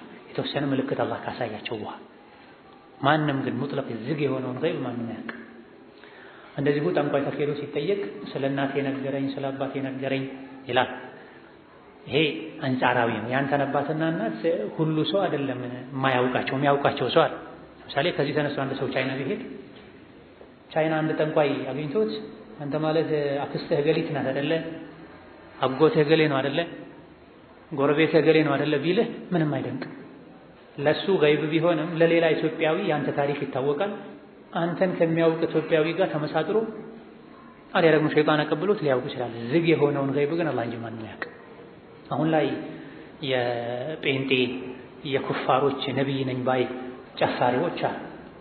የሰውን ምስጢር ገንዘብ ከፍለው አጣርተው ከዛ በኋላ ለሰዎች ታሪካቸውን መልሰው ይነግሯቸው። በዚህ ብቻ ነብይ ነህ ይላል። በማታ ተደብቄ አንተ ስታወራ የሆነ ምስጢር ሰምቼ እኮ ማግስት ወጥቼ አንተ ማታ እንዲህ ነው የበላኸው፣ ማታ እንዲህ ነው ያደረግከው ማለት ነው። እንደውም ከተለያየ ሀገር እነሱ ጋር ፈውስ ብለው በሽታ ሊወስዱ ከመጡት ውስጥ አውቆ ባለ ጉዳይ መስሎ አብሮ ከዛ ከባለ ጉዳዮች ጋር አብሮ ያደርሰዋል። ከባለ ጉዳዮች ጋር አብሮ አድሮ አንተ ለምንድን ነው የመጣኸው? እኔ የመጣሁት ለዚህ ዓላማ ነበር፣ እዚህ መጥቼ ተፈውሻለሁ እያለ የራሱን ታሪክ አውቆ የዋሽ ነግረውና የእሱን ታሪክ ደግሞ ይወስዳል፣ ይቀበላል። ከዛ ሄዶ ለቀጠረው ነብይ ነኝ ያለ ኢብሊስ ለሚነዳው ሰው እንደዚህ አይነት ሰው እንዲህ የለበሰ ከዚህ ሀገር የመጣ ሰው ታሪኩ እንዲህ ነው ብሎ ይነግረዋል። ከዛ በኋላ የሸይጣን ፈረስ መድረክ ላይ ወጥቶ አንተ እንደዚህ አይነት ሰው ከእንዲህ አይነት የመጣ ብሎ ይነግረዋል። ይሄ ነው ጫወታው። ከዚህ ዘል ነገር ይሄ እንኳን ባይሆን ሸይጣን ያመጣ ይነግራል። እሱ ለሸይጣን ብዙ ነገር ስለሚያደርግ ስለሚከፍርለት ከዚህ ውጪ ገይብ የሚያውቅ ማንም የለም። ቃል ሰለላሁ ዐለይሂ ወሰለም ነብዩ አሉ ላ ያዕለሙል ገይበ ኢለላህ፣ ገይብ አያውቅም አላህ እንጂ። ሐሰን ነው ሐዲሱ፣ ትክክለኛ ሐዲስ ነው። ጠበራኒ ዘግበውታል። ሀል ነልቢሱል ኸይጣ፣ ገመድን ማሰር፣ ወልሐልቃ፣ አምባርን ቀለበትን ማድረግ ይቻላል እንዴ? ለሽፋ ለመዳን ተብሎ ለፈውስ ተብሎ ሀል ነልቢሱ አልኸይጣ፣ ክርን ማሰር ይቻላል ወይ? ወልሐልቀተ፣ ክብ ነገሮችን ቀለበት፣ አምባር፣ ለሽፋ ለፈውስ ለመዳን በሚል ንያ ይሄ ማድረግ ይቻላል ወይ? አልጀዋብ መልሱ ላ ነልቢሱሁማ፣ እነዚህ አይነት ነገሮችን መልበስ አይቻል፣ መጠቀም ማሰር አይቻል። የቀውሊሂ ተዓላ አላህ ስላለ ወኢን የምሰስከ አላሁ ቢዱሪን፣ አላህ በጉዳት ቢነካህ ጉዳት ቢያደርስብህ ፈላ ካሽፈ ለሁ፣ ያን ጉዳት የሚገልጥ የሚያስወግድ የለም ኢላ ሁወ፣ አላህ ራሱ እንጂ። አላህ ጉዳት ችግር ቢያመጣብህ ጉዳቱን ሊያነሳልህ ሊገልጥልህ ሊያስወግድልህ የሚችል ማንም የለም አላህ ራሱ እንጂ። ክር፣ ገመድ፣ ቀለበት፣ አምባር አያስወግደውም። ወቀውሉሁ ሰለላሁ ዐለይሂ ወሰለም ነቢይም ስላሉ አማ ኢነሃ፣ አንዱ እጁ ላይ ክር ነገር አስሮ ጡንቻው ላይ ነቢ አዩት። ምንድነው ሲሉት የጡንቻ ህመም አለብኝ አላቸው። ከዛ አስወግዳሉትና አማ ኢነሃ፣ ይሄ እኮ ያሰርከው ነገር ላስተዚዱከ አይጨምርልህም፣ ኢላ ዋህና፣ የጡንቻ ድክመት ህመም እንጂ አይጨምርልህም። ኢንቢድሃ አንካ፣ አውጥተህ ጣለው።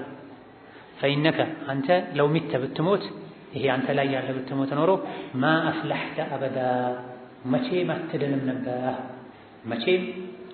ነበር። ያኒ ሽርክ ነው ማለት ነው። ሰሒሑን ረዋሁል ሐኪሙ፣ አልሐኪም ዘግበውታል። ወሰሐሐሁ፣ ሰሒሕ ነው ብለዋል። ወዋፈቀሁ ዘሀቢዩ፣ ዘሀቢም ሰሒሕነቱ ላይ ተስማምተዋል። ይሄም በዘመናችን ካሉ የሽርክ አይነቶች መሃል አንዱ።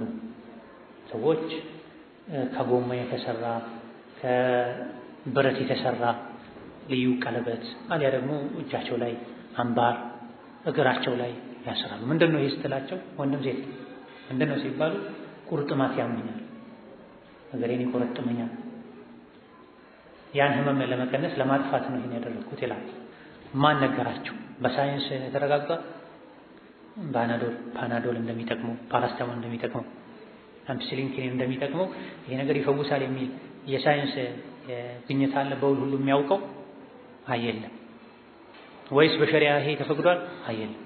መድኃኒት ተብሎ መጠቀም የሚቻለው ከነዚህ ከሁለት በአንዱ መንገዶች ከተረጋገጠ ወይም በሳይንስ ሕክምና ከተረጋገጠ አሊያ ደግሞ በውል ሰዎች አይተው ጀርበው ካወቁት በውል ሁሉም ጋር ሀገራችን ላይ ሰዎች እንደሚጠቀሙት ፌጦ፣ ዳማከሴ መሰል ነገሮች እንደሚጠቅሙ ሰዎች ጀርበው ተጠቅመው አውቀዋል።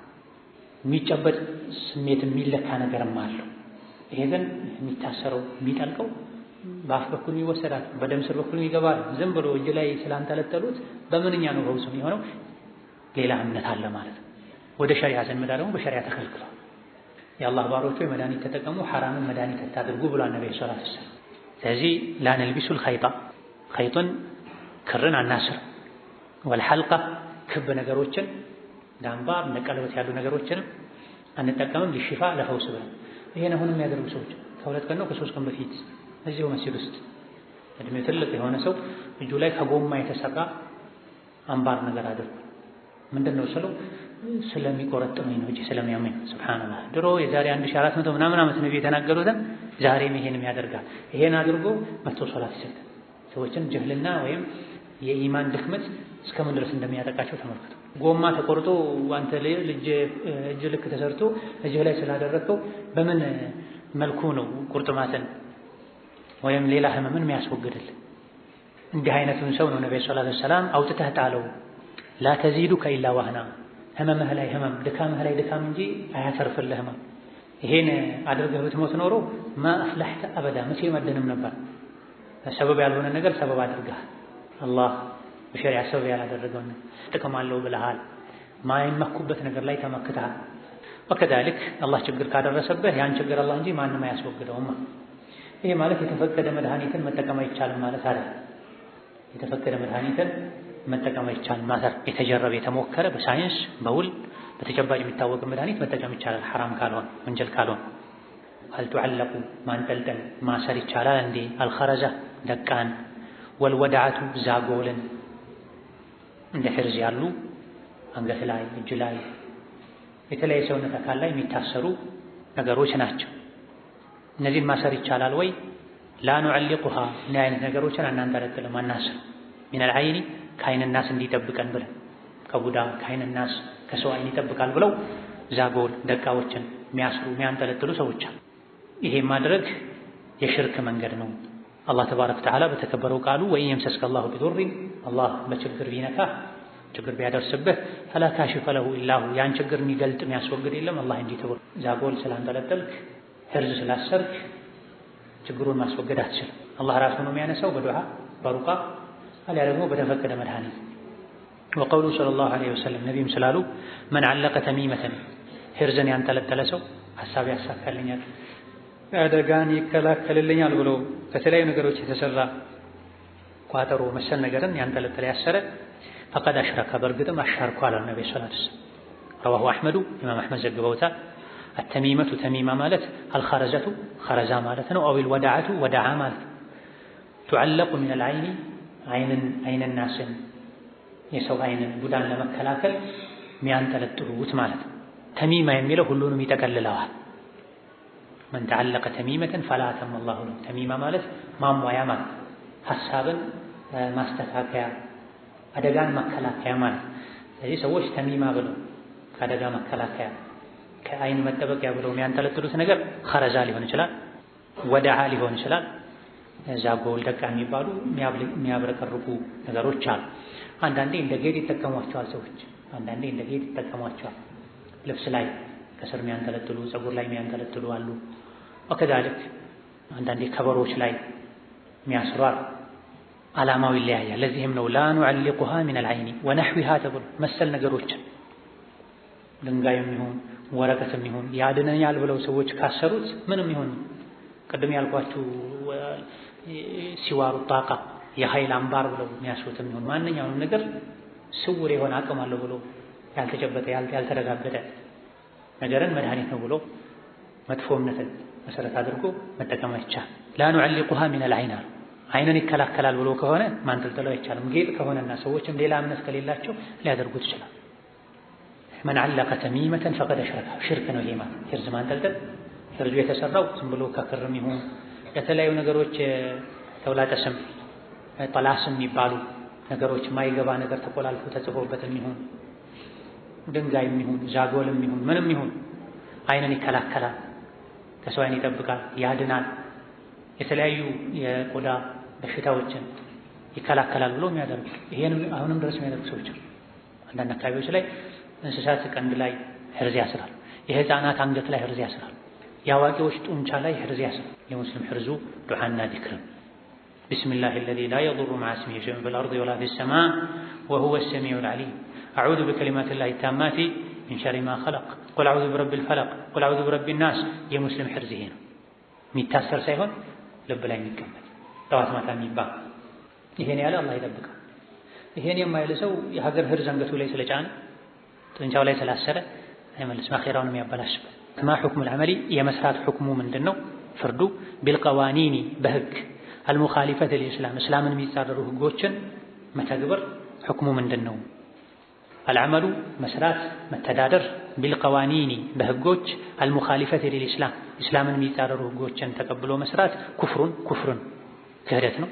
ኢዛ አጃዘሃ ይፈቀዳል ብሎ ካመኑ አው ወይም ደግሞ ኢዕተቀደ ካመኑ ሰላሕየተሃ ይበጃል ይሻላል ከሸሪዓው ብሎ ካመኑ ቃለ ተዓላ ጌታ አላህ አለ ወመን ለም ያሕኩም ያልፈረደ ቢማ አንዘለላህ አላህ ባወረደው ህግ ያልፈረደ ሰው መፍረድ እየቻለ ፈኡላኢከ ሁሙል ካፊሩን ይሄን የሚያደርጉ ከሃዲዎች ናቸው አለ ተባረከ ወተዓላ። ፈቃለ ሰለላሁ ዐለይሂ ወሰለም ነቢይ አሉ ወማ ለም ተሕኩም አኢመቱሁም የሰው ልጆች በየሀገሩ ያሉ ህዝቦች መሪዎቻቸው እስካልፈረዱ ድረስ እስካልዳኙ ድረስ በኪታቢላህ በአላህ ቁርአን መዳኘትን እስከተዉ ድረስ ወየተኸየሩ ሌላን እስከመረጡ ድረስ ሚማ አንዘለላህ አላህ ካወረደው ህግ እየመረጡ ከስሜታቸው የሚሄደውን እስከተገበሩ ወይም ደግሞ አላህ ያወረደውን ህግ ትተው ሌላ መርጠው በሌላ እስከተዳደሩ ድረስ ይሄን ካደረጉ እዚህ ደረጃ ከደረሱ ሰዎች ኢላ ጀዐለላሁ አላህ ቢያደርግ እንጂ ባሰሁም ጦርነታቸውን ችግራቸውን በይነሁም በመካከላቸው የእርስ በርስ አለመግባባትን መባላትን አላህ ቢያመጣባቸው እንጂ በአላህ ህግ መዳኘትን በመተዋቸው ሐሰን ሶሒህ የሆነ ሐዲስ ነው። ረዋሁ ኢብኑ ማጃህ ወገይሩሁ ኢብኑ ማጃህና ሌሎችም ዘግበውታል። ይሄ ከአቂዳ ጋር ከእምነት ጋር ተያያዥ የሆነ ሌላ ጉዳይ ነው። ሑክሙል ዐመሊ ቢልቀዋኒን ቀዋኒን ማለት ሰው ሰራሽ ህግ ማለት ነው። ምድራዊ ሰው ሰራሽ ህግ ሰው ያረቀቀው ህግ ማለት ነው። በሰው ሰራሽ ህግ መስራት ይቻላል ወይ? ሸሪዓን የሚኻልፍ ሸሪዓን የሚገጥም ችግር የለም። ሸሪዓን የሚገጥም ለሰዎች ደህንነት፣ ለሰዎች ንብረት፣ ለሰዎች ህይወት፣ ለሰዎች ክብር ተብሎ ተወጣቶ የተዘጋጀ ህግ ከሆነ ከሸሪዓ ጋር የሚጋጭ ነገር ከሌለው ችግር የለም። ትራፊክ ማብራትን ማክበር ቁርአን ላይ ሐዲስ ላይ የትራፊክ ማብራት አክብሮ የሚል የለም በቃል ግን የትራፊክ መብራትን አክብሮ መቆም መሄድ ዋጅብ ነው ግዴታ። ይሄ ትራፊክ መብራት የተተከለው ያለው ኢትዮጵያም ይሁን አፍሪካም ይሁን አሜሪካም ይሁን የሙስሊም ሀገርም ይሁን የትም ይሁን ለምን ከተባለ ከሸሪዓ ጋር አይጋጭም፣ ከሸሪዓ ጋር የሚሄድ ነው። የሰው ህይወትን ለመጠበቅ የሰው ንብረትን ለመጠበቅ የሚያግዝ ስለሆነ። ነገር ግን ከሸሪዓ የሚጋጭ ከሆነ ለምሳሌ ኸምርን መሸጥ መጠጣት የሚፈቅድ ህግ ቢኖር፣ ዝሙትን የሚፈቅድ ህግ ቢኖር፣ ከአላህ ውጭ ላለ አካል ማረድን የሚፈቅድ ህግ ቢኖር፣ አላህን መልእክተኛውን መሳደብን የሚፈቅድ ህግ ቢኖር፣ ሴት ልጅ በሸሪዓ እንድትወርስ የተፈቀደላትን ተቃራኒ የሆነ ህግ የሚያወጣ ቢኖር ይሄን ማክበር በዚህ መሄድ ይቻላል ወይ? አይቻልም። ይሄን ተቀብሎ መስራት አልዐመሉ ቢልቀዋኒን አልሙኻሊፈ ሊልኢስላም እስላምን የሚጻረርን ህግ ተቀብሎ በዛ ህግ መሄድ መዳኘት ኩፍርን መቼ ነው ግን ኩፍር የሚሆነው? ኢዛ አጃዘሃ ይቻላል ብሎ ካመነ አው ኢዕተቀደ ሶላሕየተሃ ይበጃል ይሻላል ብሎ ካመነ የቁርአን ህግ ያለ የቁርአን ህግ ይሄ ይሻለኛል ብሎ ካመነ አሊያ ደግሞ ሐላል ነው ምን ችግር አለው ካለ ለምን ከተባለ አላህ ተባረከ ወተዓላ ወመን ለም ያሕኩም ቢማ አንዘለላሁ አላህ ባወረደው ህግ ያልዳኘ ፈኡላኢከ ሁሙል ካፊሩን ካፊሮች ናቸው ብሎ እንደኛ ባለ ሀገር ሙሉ በሙሉ ህገ መንግስቱ ሸሪዓዊ እስላማዊ ባልሆነበት ሀገር ላይ አንዳንድ ብዙ ህጎች ከሸሪዓ ሊጋጩ ይችላል። በሸሪዓ መዳኘት ወደ ሸሪዓ ቀረብ ባለመልኩ በሽምግልና መዳኘት እየቻለ አንድ ሰው የሀገሬ ህግ ይሻለኛል ብሎ ቢሄድ አንድ ሰው ከሸሪዓው የሰውን ህግ ካስበለጠ ይከፍራል። ወይም ደግሞ ለዚህ ዘመን የሚበጀው እሱ ነው ካለ ይከፍራል።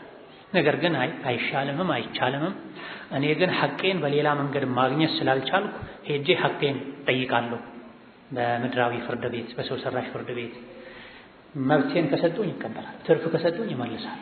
ከዛ በታች ከተሰጠኝ የተገኘውን ወስዳለሁ። ግን እንደ እምነት ከሸሪዓ ውጪ ባለ ህግ መዳኘት አይቻልም ብዬ አምናለሁ። ሐራም ነው። እሱን የሚያክልም ከሱ የሚሻልም ከሱ የሚፎካከርም የለም ብዬ አምናለሁ። ግን ሀገሩ ላይ ሌላ ህግ ስለሌለ በሸሪዓ ሁሉ ነገር ስለማይዳኝ እዚህ ሀገር ንብረቱ የተዘረፈበት ሰው፣ ያለ አግባብ ቤቱ የተወሰደበት ሰው፣ በግፍ የታሰረ የተከሰሰ ሰው ዙልምን ከራሱ ለማስወገድ ሰው ሰራሽ ምድራዊ ህግ ጋር ሄዶ ቢዳኝ ችግር የለም። ግን በእምነት ደረጃ አይቻልም ብሎ ማመን አለ። ይሄ ህግ ልክ አይደለም ብሎ ማመን አለ። ሄዶም ደግሞ ሲፈረድ ሸሪዓ የማይፈቅዱ አይነት ፍርድ ተፈርዶ ከተጠቀመ ትርፉን መመለስ አለ፣ ሐቁን ብቻ መውሰድ አለ። ከተገደዱ እና ኢብኑ ባዝ ሌሎችም እንዳሉት ከተገደዱ ባሉበት ሀገር ባለ ህግ መዳኘት ይቻላል። አማራጩ ካለ ግን በትንሹ እንዲሆን ሀገራችን ላይ ሸሪዓ ፍርድ ቤት የሚባል አልአህዋል ሸኽሲያ ላይ የቤተሰብ ጉዳይ ላይ፣ የውርስ ላይ፣ የፍቺ ላይ፣ የኒካህ ላይ፣ የወቅፍ ጉዳዮች ላይ ብይን የሚሰጥ ነው። ከዚያ ያለፈ ከፍ ያለ ስልጣን የለው። ሙስሊሞች ቢነቁ ቢችሉ ህዝቡም መሪውም ሙስሊም የሆነበት ክልል ላይ ሸሪዓን ተጥቢቅ ማድረግ መጠየቅ ይችሉ ነበር። የሀገሩ ህግ እስከፈቀደ ድረስ ይፈቅዳል። የፌደራል አስተዳደር ሁሉም በየክልሉ እሱ በመረጠው መሪ በለመደው ባህል በያዘው እምነት መሰረት መተዳደር ይችላል ይላል የሀገሩ ህግ። በዚህ ህግ መሰረት ሙሉ ሙስሊም የሆኑ ክልሎች፣ አካባቢዎች እኛም ሙሉ በሸሪዓ መተዳደር እንፈልጋለን ቢሉ አንድ እጅ ሆነው ይችሉ ነበር። ይሄ ከተቻለ መጠየቁ ግዴታ፣ ማድረጉ ግዴታ። ይሄ ማይቻል ከሆነ የተለያየ ህዝብ ሃይማኖት እምነት ያለው የሚኖርበት ከሆነ በሸሪዓው ተካሄዶ መፍትሄ ማግኘት የሚችልን ጉዳይ ወደ ፌደራል ወደ ምድራዊ ሰው ሰራሽ ህግ መውሰድ አይቻል። ወደ ሰው ሰራሽ ህግ ምድራዊ ህግ ሄዶ እንጂ ሐቅን ማግኘት ማይቻል አለበዚያ የሚበደሉ ከሆነ መሄድ ይቻላል። ግን ሲሄዱ ተገድጄ ነው ስለተገደድኩ ነው በትክክል ከተገደደ ከሸሪዓ ህግ አይነጻጸርም። አማራጭ ወጣ ወደዛ ልሄድም ከመባል ጋር ከማለት ጋር አማ ይቻላል መፍት ነው ማለት ሁለቱም ህጎች እኩል ናቸው ማለት አልፎ ሁሉ ቁርአን ለድሮ ዘመን እንጂ ለአሁን አያገለግልም ማለት ይሄ ኩፍር ነው፣ ከእስላም ያስወጣል። ወማ ለም ተሕኩም አኢመቱሁም ቢኪታቢላህ ወደፊት የሚመጡ ችግሮችን ነብዩ ሲናገሩ ሰዎች በሸሪዓ ህግ ካልተዳደሩ ወየተኸየሩ ሚማ አንዘለላህ የአላህን ህግ ተው ሌላ ህግ የሚመርጡ ከሆነ አላህ ይቀጣቸዋል። በምን ኢላ ጀዐለ አላሁ በእሰሁም ጦርነታቸውን ችግራቸውን ያደርግባቸዋል። በይነሁም በመካከላቸው የውጭ ጠላት መጥቶ አይወራቸውም፣ ግን እርስ በርስ እንዲባሉ አላህ ያደርጋቸዋል። በቁርአን መመራት ከዚህ አደጋ ያድናል። ከይፈ ነሩዱ እንዴት ነው የምንመልሰው? ሱአለ ሸይጣኒ የሸይጣንን ጥያቄ ምን የሚለውን መን ኸለቀ አላህ አላህን ማን ፈጠረው የሚል የሸይጣን ጥያቄ ቢነሳብን እንዴት ነው የምንመልሰው? ሌሎችም የወስዋስ ጥያቄዎች ቢመጡብን እንዴት እንመልሳለን?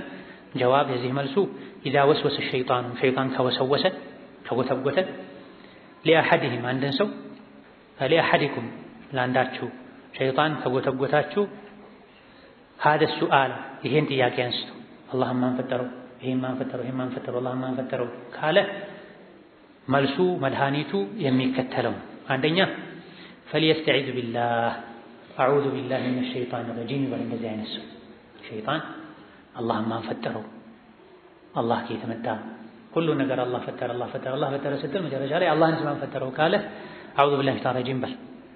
አንደኛው መድኃኒት ልብ በሉ። ይሄን ደግሞ ረጅም ነው።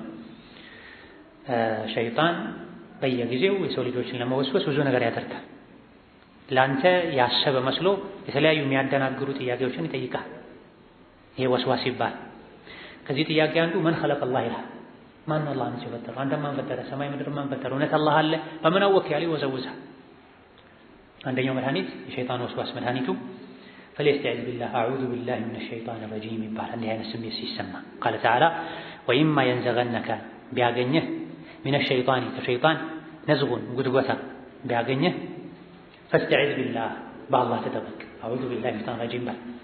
ኢነሁ ጌታ አላህ ሁወ ሰሚዑል ዓሊም እሱ ሁሉን ሰሚ ሁሉን አዋቂ ነውና የሸይጣንን ተንኮል ዞር ያደርግልሃል። አዑዙ ቢላሂ ሚነ ሸይጣን ረጂም በል በአላህ ተጠበቅ ማለት አንደኛው መድኃኒቴ ነው። ወዐለመነ ረሱሉ ነቢ ዓለይሂ ሰላቱ ወሰላም አስተምረውናል። አነሩዳ እንድንመልስ ከይደ ሸይጣን የሸይጣንን ተንኮል ወስዋስን እንድንመለስ አስተምረውናል። በምን ወነቁል ይሄ ሁለተኛው እንድንል አስተምረውናል። ምን እንድንል አመንቱ ቢላሂ ወረሱሊሂ ሸይጣን ሆይ አንተ የፈለግከውን በል እኔ እንደሆነ አመንቱ ቢላህ በአላህ አምኛለሁ፣ ወረሱሊሂ በመልእክተኛው አምኛለሁ። አንተ በአላህ እንድክድ ነው በመልእክተኛው እንድክድ ነው እየጎተጎትከኝ ያለው እየወሰወስከኝ ያለው እኔ እንደሆነ አመንቱ ቢላህ ወረሱሊሂ በአላህና በመልእክተኛው አምኛለሁ። ለአንተ ወስዋስና ጉትጎታ ብዬ እምነቴን አልቀይርም አልጠራጠርም ይባል። ይሄ ስንተኛው ነው? ሁለተኛው።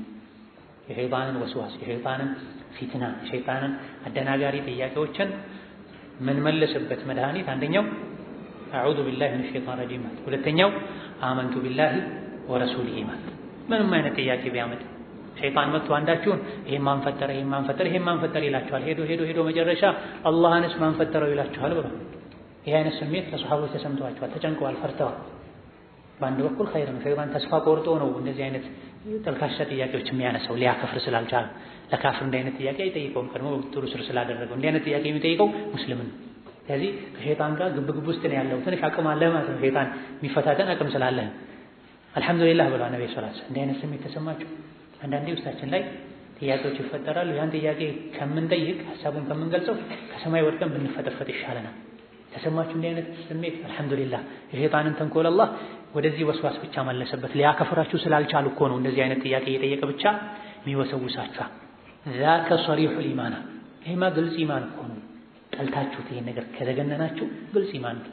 ግን ያደረ ሲሄድ ችግር ስለሚያመጣ መድኃኒት ልስጣችሁ ብለው መድኃኒቶችን ሰጥተዋል። አንዱ የቁርአን መድኃኒት ነው፣ አዑዙ ቢላሂ ሚነሽ ሸይጣኒር ረጂም ማለት ነው። ሁለተኛው አመንቱ ቢላሂ ወረሱሊሂ፣ አንተ አትወስውሰኝ አትልፋ፣ ዝም ብለህ እኔ በአላህ አምኛለሁ በሁለተኛው አምኛለሁኝ አቋሜን አልቀይርም በል። ሶስተኛው ቁል ሁወ አላሁ አሐድ አላሁ ሶመድ ለም የሊድ ወለም ይውለድ ወለም የኩን ለሁ ኩፉወን አሐድ የሚለውን መቅራት። አራተኛው ሱመ ሊየትፊል እትፍ ይበል አን የሳሪሂ ወደ ግራ ተላተን 3 ጊዜ ወሊየስተዒዙ ቢላሂ ከዛም አዑዙ ቢላሂ ሚነ ሸይጣኒር ረጂም ይባል 3 ጊዜ ወደ ግራ መጥፋት ከዛም አዑዙ ቢላሂ ሚነ ሸይጣኒር ረጂም ማለት። ይሄ ስንተኛው መድኃኒት ነው? አራተኛው መድኃኒት። ወሊየንተሂ አምስተኛው መድኃኒትና ምክር ወሊየንተሂ እንዲህ አይነቱን ነገር ከማሰብ ይታቀቡ፣ ዲያውኑ ያቁ። ይሄን ማን ፈጠረው ለሁሉም አላህ ስተለው ሸይጣን መጨረሻ ላይ አላህንስ ማን ፈጠረው ይልሃል። ይሄኔ ማሰበቁ ለዚህ ነገር መልስ መስጠት ይሄን ማብሰልሰሉን አቁ። ወሊየንተሂ ማለት ይታቀብ፣ አይቀጥል በዚሁ ሐሳቡን ይቀይር።